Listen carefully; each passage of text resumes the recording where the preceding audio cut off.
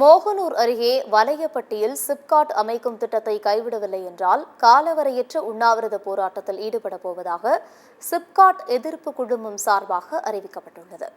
நாமக்கல் மாவட்டம் மோகனூர் தாலுகா வலையப்பட்டி மற்றும் அதன் சுற்றுவட்டார கிராமங்களில் சிப்காட் அமைக்க நடவடிக்கை எடுக்கப்பட்டு வருகிறது.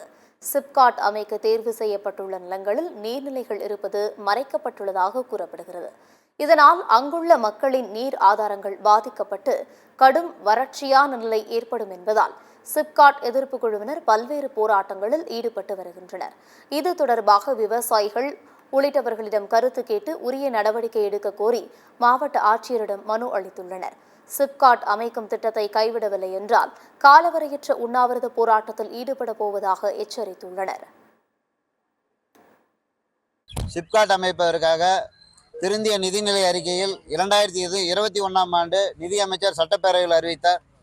அதன் பின்பு தொடர்ந்து அப்பகுதி மக்கள் 2 வருடங்களுக்கு மேலாக தொடர்ந்து போராட்டம் நடத்தி வருகிறோம். இது சம்பந்தமாக மாவட்ட ஆட்சித்தலைவரிடம் பலமுறை புகார் மனு அளித்தோம். இதுவரை அரசாங்கம் எங்களை திரும்பி பார்க்கவில்லை. குறிப்பாக 29/5/2023 அன்று வருவாய்த்துறையினரால் தயார் செய்யப்பட்ட வரைபடங்களையும் விவசாயிகளுடைய நிலங்களினுடைய உண்மைத்தன்மையும் கோட்டாட்சியர் அலுவலகத்தில் விவசாயிகளிடம் வருவாய்த்துறையினர் மாவட்ட ஆட்சித்தலைவர் முன்னிலையில் காட்டினார்கள். ஒரு மாதம் ஆகியும் இதுவரை அங்கு எந்த அதிகாரிகளும் வந்து விவசாயிகள் கலந்து ஆலோசித்து புதிய அறிக்கை தயாரிக்கப்படவில்லை, புதிய வரைபடமும் தயாரிக்கப்படவில்லை. மாவட்ட ஆட்சித்தலைவரை சந்தித்து நாங்கள் மனு அளிக்க வேண்டும். ஆகவே மாவட்ட ஆட்சித்தலைவர் எங்களுக்கு குறித்த நேரத்தில் அவர் நேரம் ஒதுக்கி எங்களை அழைத்து பேச வேண்டும். இல்லை என்றால் திட்டமிட்டபடி அனைவரும் குடும்பத்துடன் சாகு வரை உண்ணாவிரத போராட்டம் இருப்போம்.